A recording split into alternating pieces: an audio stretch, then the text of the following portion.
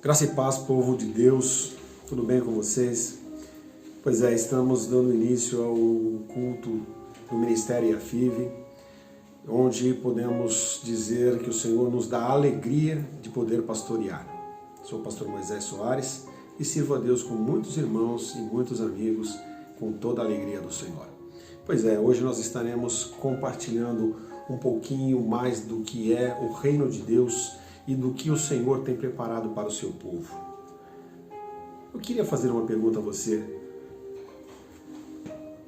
O que você espera de Deus? Se tem alguém com você na sua sala, no seu escritório, pergunte a ele, o que você espera de Deus? O que nós, na verdade, esperamos de Deus? Essa questão tem bastante amplitude. Mas antes de você responder, eu quero te pedir ajuda nesse momento e participar de um momento de oração, entregando a Deus esse horário, essa tarde, esse turno, essa casa, esse escritório, esse ambiente de trabalho ao Senhor, para que a partir de agora reine a glória e a paz que só Ele pode produzir e nos conceder. Feche os seus olhos e abra o seu coração. Vamos lá? Pai, em nome de Jesus, entramos na Tua presença, agradecidos que somos pelo dia, pelas bênçãos que o Senhor já tem nos concedido, pelas oportunidades, pelas boas notícias que já começam a circular ao redor do mundo, por todas as questões positivas que têm ocorrido em nossa vida.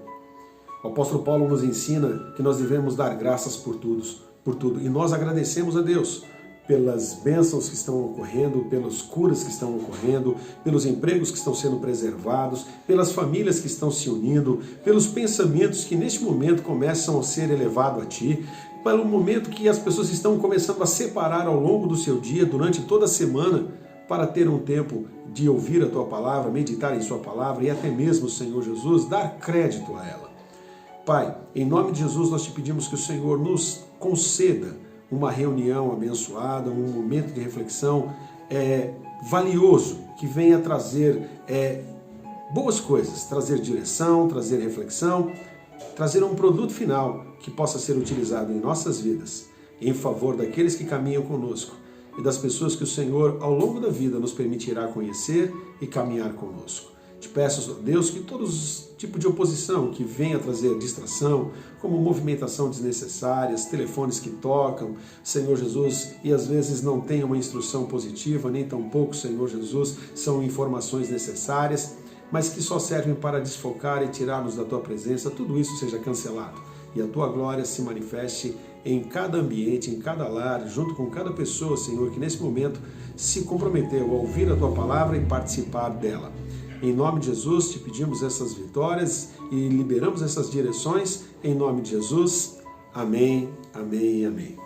Pois é, estamos aí falando sobre essa questão, e essa questão é muito importante, porque ela faz com que nós venhamos a ter uma expectativa positiva ou não, trazer-nos esperança ou até mesmo uma frustração sem tamanho. O que você, que nós esperamos de Deus? Fazer essa pergunta em meio a essas dificuldades que nós estamos vivendo, em meio à pandemia, em meio a outras tantas dificuldades que surgem na vida e na família de tantas pessoas, pode ser até uma oportunidade, sim ou não? Se tivéssemos a oportunidade de dizer exatamente isso diretamente a Deus, o que nós esperamos dele, olha o que nós poderíamos ouvir.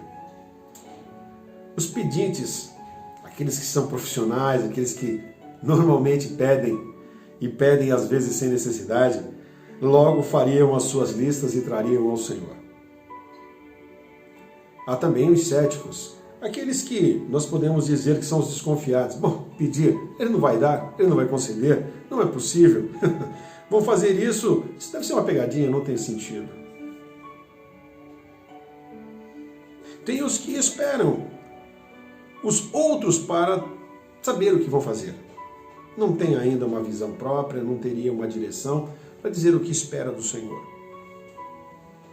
Tem os que entram em qualquer fila, permanecem no lugar para poder dizer, não é? Para poder fazer o seu pedido, e só depois de muito tempo que está ali naquele local é que pergunta: Para que serve essa fila? O que nós estamos fazendo? Qual é o final? Quem é que nos atenderá nessa fila? E pasme, não gostando do que tem de orientação, a desistência é imediata.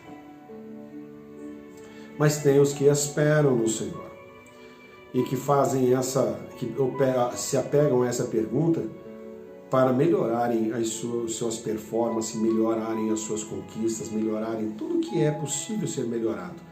Porque eu costumo dizer que tudo que é bom com Jesus fica ainda muito melhor. Então, sendo assim, essa pergunta acaba trazendo esse tipo de manifestação. Você já se perguntou o que Deus espera de você? Porque um relacionamento começa e precisa dessas duas vias. Nós esperamos algo e aquele que conosco conversa ou se relaciona tem alguma expectativa ao nosso respeito. Nós já perguntamos, você já perguntou o que Deus espera de você? Então, aí surgem outras grandes respostas. Bem, os injustiçados dirão, o que Deus pode esperar? Ele foi justo comigo. Não pode esperar absolutamente nada. Já existem aqueles que dizem, uau, essa é minha hora, é o meu momento, eu vou me expressar, vou fazer, porque é isso que Ele quer. Esta é a minha oportunidade. Tem também os cansados que vão responder assim, já fiz muito para Deus, eu acho que já foi o suficiente, não preciso fazer mais nada, não preciso provar mais nada, não preciso me...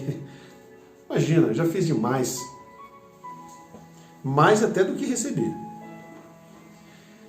É tanto problema que não sei quando vou responder, alguns vão dizer também. Será que tem outras respostas criativas? Ah, com certeza deve ter.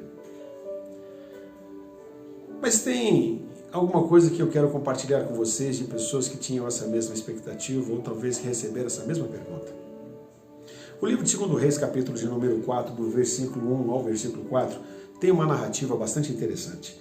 Escute, se você tem uma Bíblia, abra, acompanhe conosco. Se você não a tem, preste atenção. Seria importante que você anotasse até, se você pudesse, porque a nossa memória é assim mesmo, ela pode se dispersar, e daqui a pouco a gente nem lembra o canal onde entramos, ou quem ministrou a palavra, de onde veio, e seria importante que você guardasse essa importante informação. Veja só, 2 Reis capítulo 4, versículo de 1 a 4 diz assim, e uma mulher das mulheres dos filhos dos profetas clamou a Eliseu dizendo, meu marido, teu servo, morreu, e tu sabes que teu servo temia o Senhor. E veio o credor a levar-me os meus 2 filhos para serem servos. Eliseu lhe disse, que te hei de fazer? Declara-me que é o que tens em casa. E ela disse, tua serva não tem nada em casa, senão uma botija de azeite. Então ele disse, vai, pede para ti vasos emprestados, vai a todos os teus vizinhos vasos vazios, não poucos. E entra e fecha a tua porta sobre ti e teus filhos, e deita o azeite em todos aqueles vasos, e põe à porta o que tiver cheio. Põe à parte o que estiver cheio. Só ver aqui. Eu posso dizer que essa é uma família moderna. Podemos dizer que é uma família moderna porque tudo que aconteceu com ela acontece nas nossas famílias. Nós vemos uma família bem caracterizada. Primeiro nós vemos o quê? O marido, que como provedor, né? Ele tem a sua vida pautada no infinito. Ele nunca vai morrer, nunca vai ter problemas, nunca precisa guardar nada, não precisa cuidar de absolutamente nada, não precisa dar direção a nada. E ele acabou fazendo dívidas e não teve tempo de saldá-las. Obviamente, ninguém erra sozinho. Diga para quem está com você, ninguém erra sozinho. Diga para você mesmo, ninguém erra sozinho. Nós temos tanto um modelo a seguir, ou não temos uma referência para podermos nos pautar. Mas de fato nós não erramos sozinhos. E aqueles que deveriam, ou que estão conosco, acabam sofrendo as mesmas consequências, mesmo não estando no mesmo pensamento. Um marido que vivia como se não morreria nunca, como se fosse eterno. Uma esposa relapsa. Meu marido sabe o que faz. Isso é responsabilidade dele.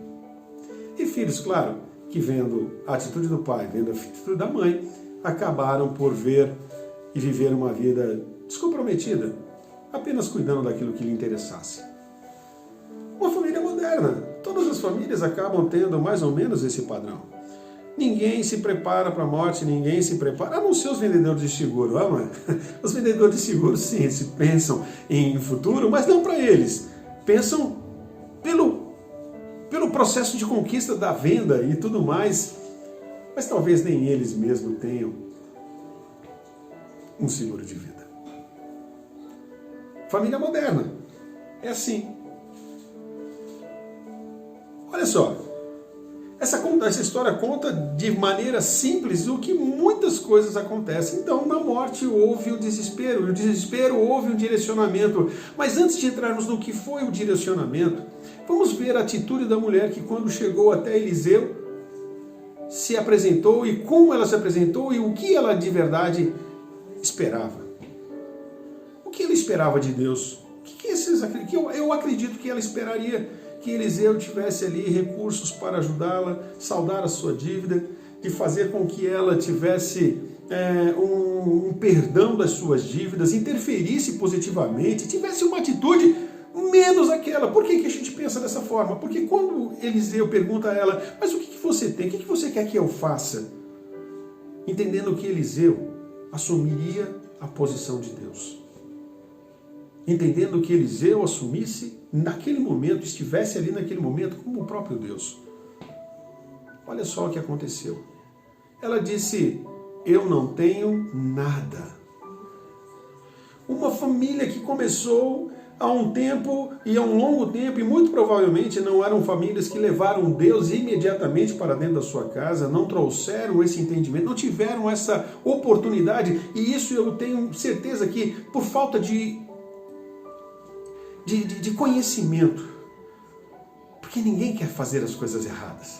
Embora erramos, e quando erramos com muitas pessoas ao nosso redor, ninguém quer errar. E ninguém faz nada para dar errado, ninguém faz nada para prejudicar, sempre para ajudar.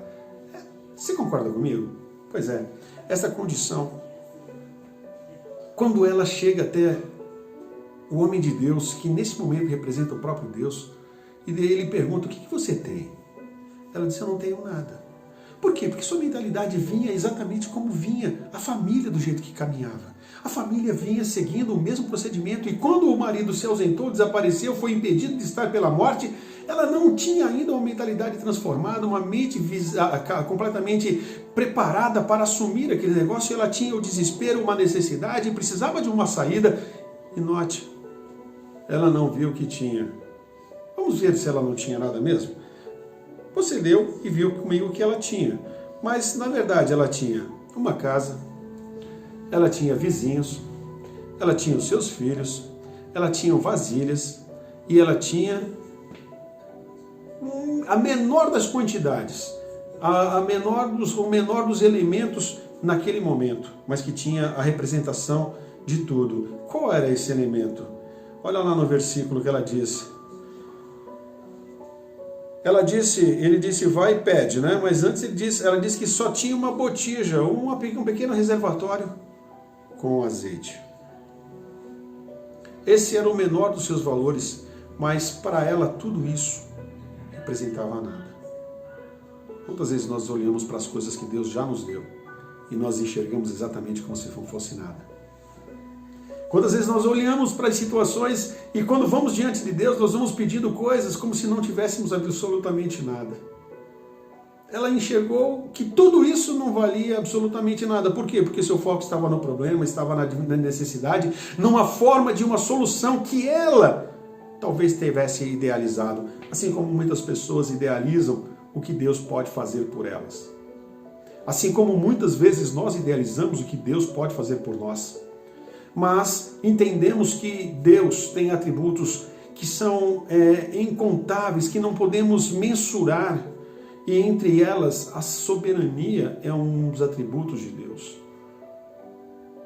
Soberania, capacidade de gerenciar, tudo está ao seu controle, tudo foi criado por Ele, tudo foi feito por Ele, tudo foi feito para Ele, e Ele gerencia todas as coisas, porém, Ele não isenta-nos de nenhuma responsabilidade. O ser humano, ele não nos isenta, muito pelo contrário, Ele nos dá a oportunidade de a cada dia, ouça bem o que eu vou lhe dizer, a cada dia de se aperfeiçoar. Você recebe essa palavra? Então, entenda, ela chega e diz que não tem absolutamente nada. Pensa comigo que ela estava falando com Eliseu. O mesmo Eliseu que quando foi alcançado por alguns meninos, pediu a Deus para destruí-los. Eu fiquei um pouco desapontado de ler o que foi a resposta de Eliseu. Porque conhecemos o temperamento de Eliseu, mas Eliseu cresceu, amadureceu e teve experiências com o Senhor, e ele teve a expectativa correta, esperou a expressão.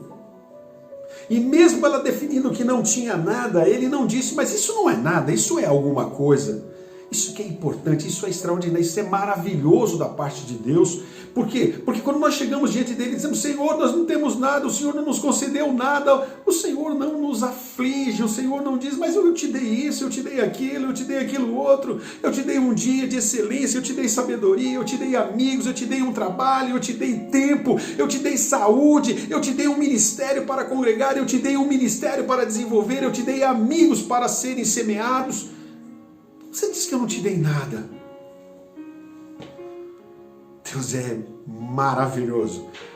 Aliás, esse é um dos seus nomes. Deus é maravilhoso. Ele aproveita o momento em que ela diz que não tem nada, não a acusa, mas direciona. Direciona para que ela comece a compreender, na verdade, que o que ela esperava de Deus não era que Deus atuasse, mas que Deus fizesse o que ela gostaria. Sabe, grandes frustrações surgem na fé exatamente porque nós não nos posicionamos como devemos. Porque na hora de fazermos essa pergunta, nós já temos uma resposta e um plano pré-determinado, do qual Deus só precisa seguir, entrar nele, se engajar e fazer com que tudo funcione, nos deixando satisfeito, Ele feliz. Por quê? Porque nós olhamos tudo de um ponto de vista, o meu. Deus olha de um ponto de vista de nós. Eu, você, a igreja, a sociedade. Deus não faz nada que não alcance uma amplitude, que não tenha proporções gigantescas. Quando Deus criou os oceanos, talvez os primeiros homens que o viram, os primeiros habitantes, aqueles que começaram a contemplá-lo, não tinha para ele um sentido, até que começou a ver que ele tinha suprimento para a vida, que ele tinha forma de locomoção e também outros suprimentos que viriam surgir a partir do entendimento. Tudo que Deus faz, Ele faz para alcançar o extravagante, o extraordinário e o máximo daqueles que estão conosco. Então, veja só, Deus dá essa oportunidade e começa a dizer, bom, comece a enumerar então, já que você tem uma botija, veja lá, já que você tem uma botija, vamos começar um plano. Vamos começar um plano. Ele diz, primeira coisa, vai, pede para ti vasos emprestados. Ela tinha vizinhos.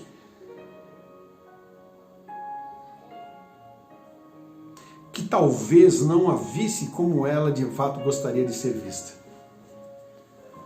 E ele toca num ponto importante, relacionamento. Esta é um ponto nevrálgico em nossas vidas.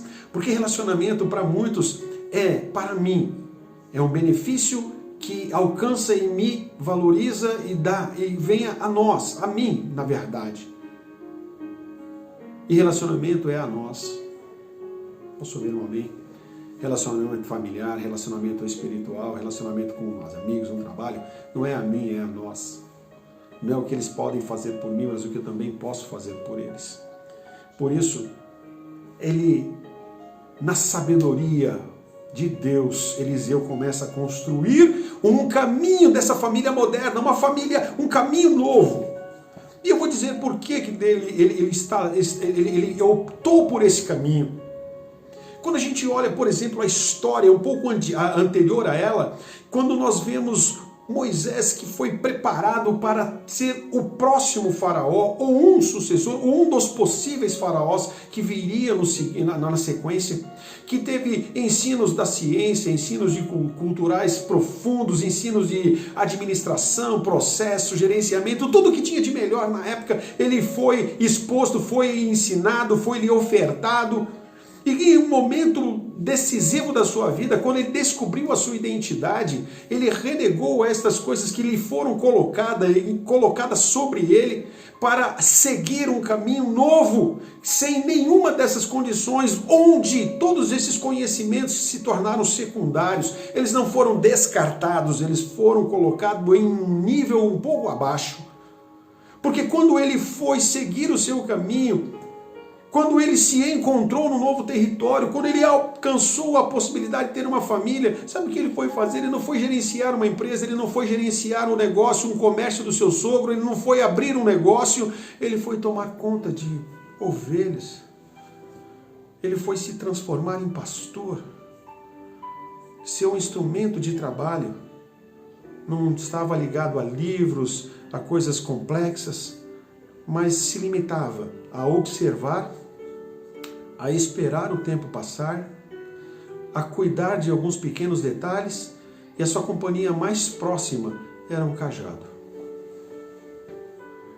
Quando ele se deparou um pouco mais adiante com os grandes desafios da sua vida, quando ele se depara com a presença do mar, a perseguição dos egípcios, quando ele se vê oprimido pelos questionamentos daqueles que caminhavam com ele, Deus lhe dá uma única palavra, diz: o que você tem nas mãos, Moisés? E ele imediatamente lembrou-se que ele tinha um cajado e tocou nas águas e o mar se abriu. Por que o que gerou confiança em Moisés para tomar essa atitude? Para compreender que essa fala de Deus era para usar o seu cajado? Eu vou dar algumas pistas para que você clareie o seu entendimento. Primeira, como pastor, ele tinha um único instrumento que tinha várias funções, que era o seu cajado, a sua vara. E ele descobriu que, enquanto ele estava pastoreando, suas ovelhas precisavam de proteção, precisavam de ajuda, e ele usava essa ferramenta para recuperar ovelhas que caíam em buraco, que tinham dificuldades, para retirar o lobo do meio, ou os adversários, os predadores do meio das suas ovelhas. Também servia de um instrumento de apoio, além do que também servia para sondagem de terreno, para ver se no meio de alguns arbustos não havia algum predador, alguma peçonha.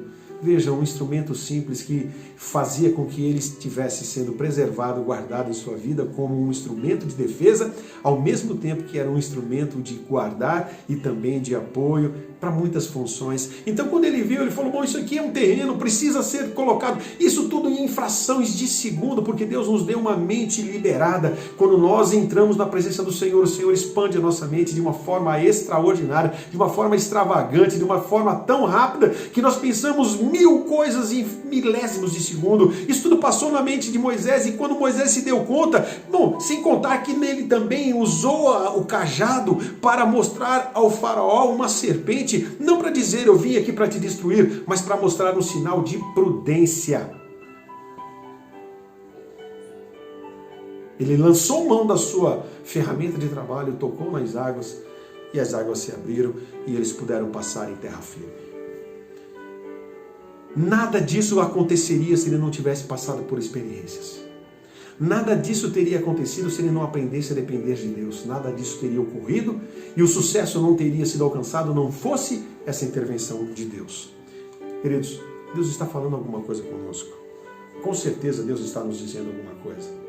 Então a família moderna desse servo de Deus, que deveria ter feito ao longo da sua vida um planejamento, onde a família deve ser constituída da seguinte maneira: provedor, cabeça, alguém que dá direção, destino, maridos, sacerdotes, mulheres que gerenciam bem a sua casa, mulheres sábias, que dão respaldo às decisões do seu marido, que valorizam aquilo que tem valor e que está também com cuidado, amparando, provisionando, gerenciando, administrando os seus filhos, quer nos relacionamentos com o pai, quer nos relacionamentos lá fora, quer em todas as circunstâncias, adversidades. Essa é a família que Deus elaborou, essa família que Deus projetou, essa família que Deus constituiu, essa família que Deus já deu todos esses elementos, mas é claro, logo no começo da vida, por falta de conhecimento, eles não levaram esse tipo de instrução para dentro de casa. Mas agora, sem o sacerdote, Deus passou a ser o mentor dessa casa. E segundo a palavra de Eliseu, ele liberou, restabelece o relacionamento com seus amigos. Porque tem muitas pessoas que decidiram se isolar. Seus problemas são tão graves, ou eles são tão superiores, que preferem não nos visitar, não nos ver. Pode acontecer conosco. Quando Eliseu falou isso, eu tenho certeza que deve ter caído como uma bomba no coração dela. Como é que eu vou fazer isso com meu vizinho da esquerda, meu vizinho da frente, meu vizinho de trás? Como que eu vou fazer isso? Pensando em toda a sua vida pregressa. Seus filhos, segundo ela, seriam levados para pagar a dívida do seu marido, da sua família. Trabalhariam por algum tempo pela dívida. E ele diz, depois de reabilitar o seu relacionamento com suas famílias, com seus amigos, com seus próximos, peça a ele algo. Sabe, queridos, enquanto a gente não restabelece relacionamento, enquanto nós não refinamos estabelecimento, não estabelecemos prioridades, nós não podemos pedir absolutamente nada. Enquanto o relacionamento não está ativado, você não pode simplesmente chegar e pedir. Mas depois que o relacionamento está ativado, depois que ele tem um motivo de existir, você pode fazer o pedido que quiser. Assim são com os nossos amigos, assim também é com Deus. Assim também é com Deus. Lembre-se, Moisés teve todos os ensinos necessários. Mas aquilo que realmente que era importante, mas aquilo que era necessário para a vida, isso é importante lembrar, né? Ele teve todas as informações que eram úteis para ser um faraó. Alguém que manda, não alguém que se relaciona. Mas quando ele precisou daquilo que faz com que nós venhamos a nos relacionar, a nos envolver, ele precisou de instruções divinas. Que Deus é um Deus de relacionamento. Ele se relaciona conosco e quer que nós venhamos a aprender a nos relacionar com Ele. Muitas das nossas frustrações vêm daí. Muito dos comportamentos que eu enumerei logo no início vêm desse tipo de atitude. Pois é, a família moderna iria ter seus filhos trabalhando para pagar dívidas, com a perspectiva, com a instrução, com a direção de Deus. Houve uma reordenança, houve uma reorganização na família. Não que Deus tirou o homem que atrapalha. Não, esse não é o propósito de Deus. O homem não estava atrapalhando. Ele precisava só aproveitar os ensinos que todos os dias eram dados, porque ele era um dos alunos da escola de profeta de Eliseu.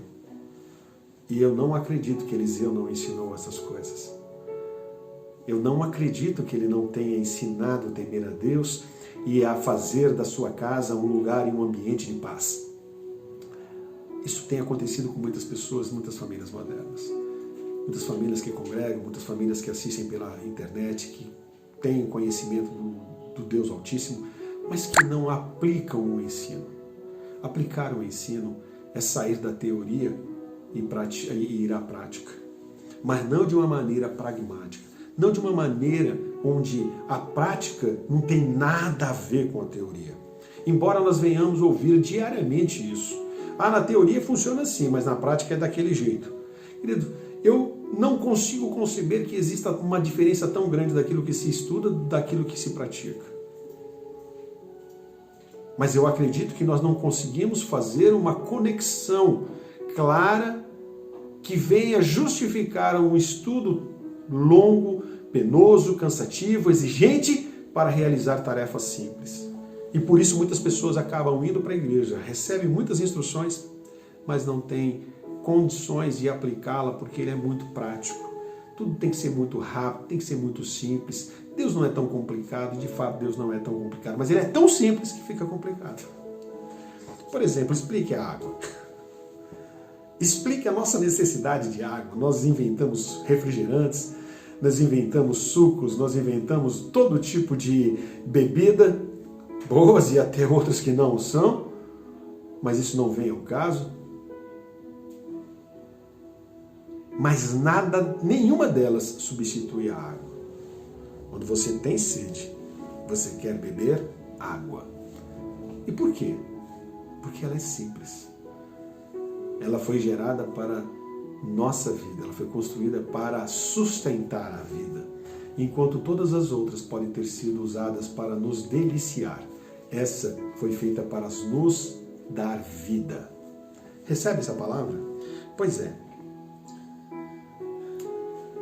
As experiências que Moisés teve o levou a abrir os caminhos e seguir adiante. A conversa que ela teve com Eliseu abriu-lhe os olhos, como abriu os olhos dos discípulos a caminho de Emaús, quando caminhavam com Jesus, mas não o reconheciam, não o reconheceram. Mas enquanto caminhava, seus corações ardiam, mas eles não tinham atitudes que pudessem levar e cooperar com o que o Senhor Jesus estava fazendo. Assim como Eliseu não desistiu, não se impressionou com nada que ele ouviu da parte da mulher viúva, Jesus também não se impressionou com a dificuldade dos dois discípulos de não o reconhecê-lo. E ainda assim continuou com ele, assim como ele está caminhando conosco. Por isso que eu falo que a família dessa viúva é uma família moderna. E eu louvo a Deus porque a maravilha de Deus e a alegria de Deus é estar conosco. Ele não desistiu da minha vida nem da sua. Por isso nós estamos aqui. E já seguindo para encerramento dessa linda palavra, o Senhor Deus disse da seguinte forma: seus filhos, em palavras bem genéricas, depois que você reatar o seu relacionamento com todos que estão ao seu redor e puder ter a capacidade de pedir algo e ser atendida, porque aí tem algo com objetivo. Havia necessidade em todos os lugares. Todas as famílias tinham necessidades. Mas o que ela pediu para aquelas pessoas não era pesado. Uma vasilha vazia. O que Deus pede para fazer milagre em nossa vida não é termos abundância, sabedoria, coisas grandes. É termos uma pequena vasilha com um pouco de azeite para fazer um milagre extravagante em nossa vida. Quando eu comecei com vocês, o que você espera de Deus? Que Ele faça parte de Deus ou que Ele faça aquilo que nós gostaríamos que Ele fizesse? Lembrando que todas nós sabemos que Deus é Criador, mas na prática a teoria é outra. E nós queremos que vocês acordem, despertem, assim como se abriu os olhos dos discípulos a caminho de Emaús, escrito lá no livro de Lucas, que o Senhor esteja abrindo os seus olhos como abriu os olhos daquela mulher. Ela reatou, pediu algo bem simples: eu só preciso de vasilhas vazias. Trouxe tudo aquilo para dentro de casa. Seus filhos que estavam comprometidos apenas consigo mesmo, não tinha nenhum envolvimento com a dinâmica da família, se a família estava endividada, se ela tinha, se ela não tinha, se ela precisava ou não precisava, eles estavam completamente alheios a isso. Neste momento, há uma conversão. Os filhos iriam trabalhar, sim, mas agora para multiplicar e para provisão própria. Que coisa maravilhosa! É o que Deus quer fazer conosco em meio a essas dificuldades. Os filhos se juntando aos pais, os pais se juntando aos filhos e formando uma grande massa de conquista, uma grande força de trabalho, juntando experiência com tecnologia, gerando novos trabalhos e novos desenvolvimentos. Mas essa perspectiva só é possível a partir do momento que nós temos uma transformação, que nós venhamos a saber o que de verdade Deus é, para poder esperarmos dele aquilo que ele pode nos dar. Aqueles meninos trabalharam, porque havia alguém que precisava entregar as botijas. Alguém enchia, virou uma firma, virou uma linha de produção. Eles começaram um a derramar o azeite e o outro só produzindo, trazendo novas vasilhas, trazendo novas vasilhas, trazendo novas vasilhas. E aquelas vasilhas não podiam ficar paradas, elas começaram a colocar a porta e o profeta disse, ainda coloca para ser vendido, porque todo mundo precisava de azeite e todos foram buscar azeite. Eu quero te dizer, assim como Jesus fez o melhor vinho na festa de Caná, assim eu não tenho dúvida do que ele tenha feito o melhor azeite para aquela cidade. Fruto de transformação.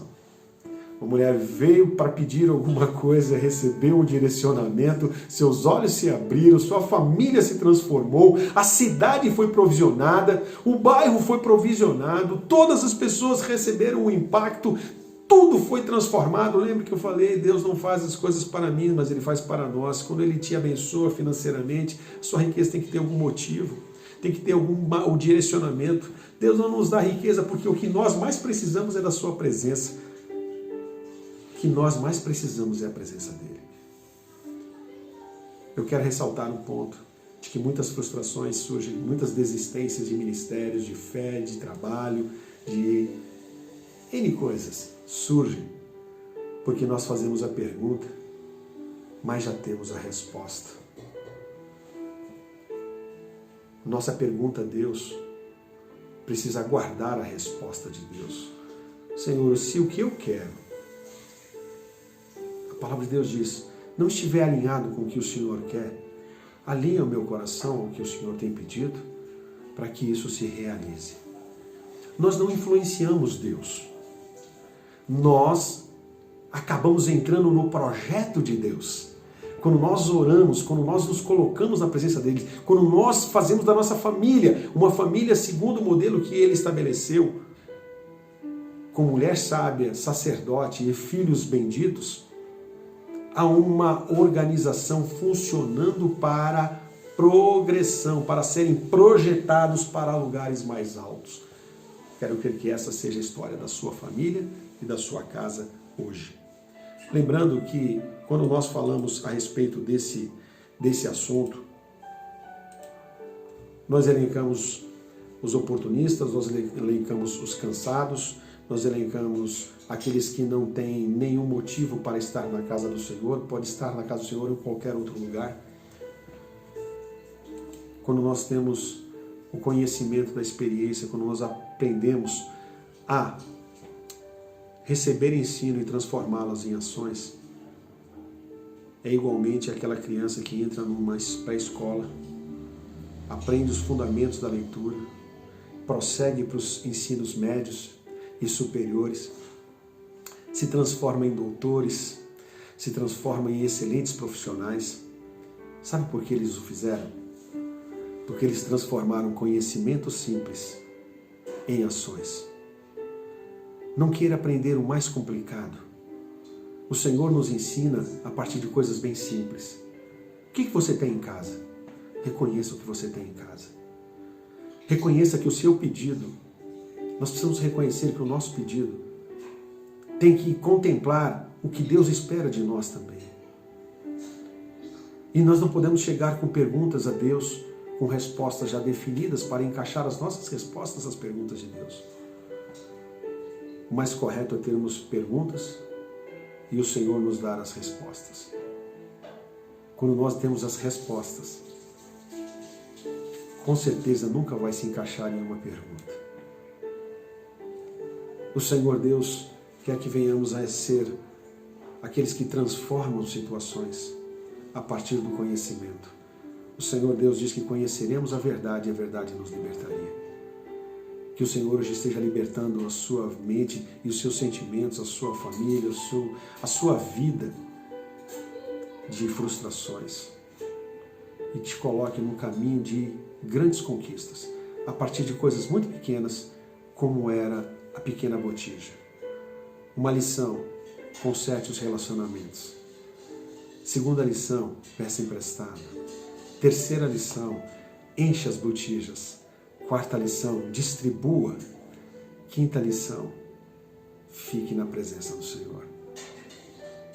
Porque diante de Deus nós temos duas propostas, feitas dele em nossa direção. Primeiro, que na terra viveremos o melhor dessa terra.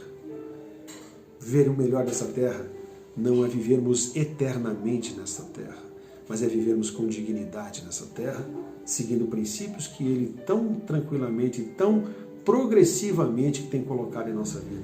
Deus não joga muitos conhecimentos sobre nossas vidas. Ele nos ensina lenta e progressivamente. Moisés aprendeu a usar o cajado, depois aprendeu a usá-lo como vara, depois aprendeu a usá-lo como prudência, para depois abrir caminho. Segunda coisa que o Senhor tem nos proposto é que o melhor é vivermos com Ele na eternidade. Ele já preparou um lugar para nós.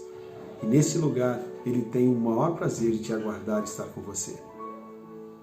Entrega teu caminho ao Senhor. Confia nele, Ele tudo fará. Permita-se transformar pequenos conhecimentos, pequenas instruções, em atividades e atitudes sólidas, porque isso consolida o conhecimento. Nós não precisamos saber de tudo, mas precisamos saber que Deus é, e quem Ele é, e quem nós somos, e o que precisamos. Deus é soberano, e nós, suas criaturas amadas. E às suas criaturas amadas, Ele não tem motivo algum para restringir as suas bênçãos. Pense nisso. Esse é o recado de Deus para nós nesta tarde. Ou para hoje. Vamos orar?